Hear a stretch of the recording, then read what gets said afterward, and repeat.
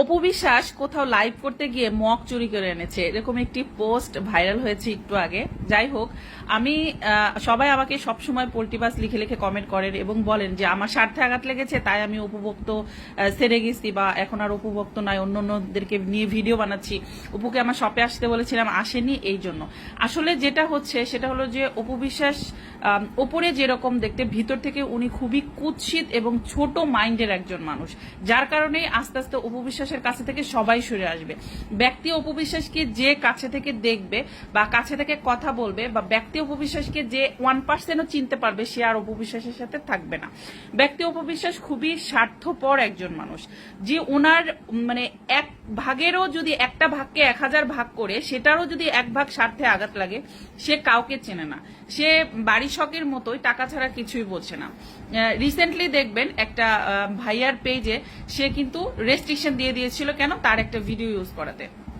সে নিজে YouTube Facebook use করে অনেক টাকা পয়সা ইনকাম করে, মনিটাইজেশন করে বা ভিউ বাণিজ্য কিন্তু নিজেই করে।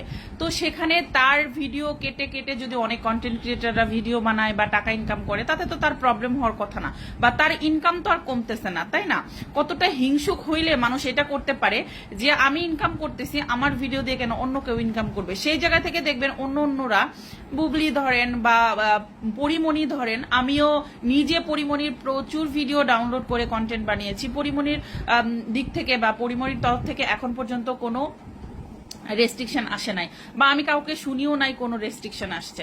তারপরে সানভিজ ভাই তনি আপুকে দেখেছি যে ফাহিম নামে একটা ছেলে আছে, সানভিজ ভাই তনি আপু শোরুমে কাজ করে, তাকে একটা আলাদা পেজই খুলে দিয়েছে, যেখানে সানভিজ ভাই তনি আপুর ভিডিও ডাউনলোড মানে আপলোড করে করে যে তুমি ইনকাম করে নাও। সেই জায়গায় কিন্তু অপু বিশ্বাসের যে সাথে একটা ছেলে থাকে অ্যাসিস্ট্যান্ট জাহিদ, সে অপু বিশ্বাসের কোনো ভিডিও ছাড়তে পারবে না এবং সে ওটা দিয়ে কোনো ফেসবুক থেকে টাকা ইনকাম করতে পারবে না। এটা নিয়ে কিন্তু জাহিদের সাথে একটা দ্বন্দ্ব হয়েছিল, ঝামেলা হয়েছিল, যার প্রমাণ আমার কাছে আছে।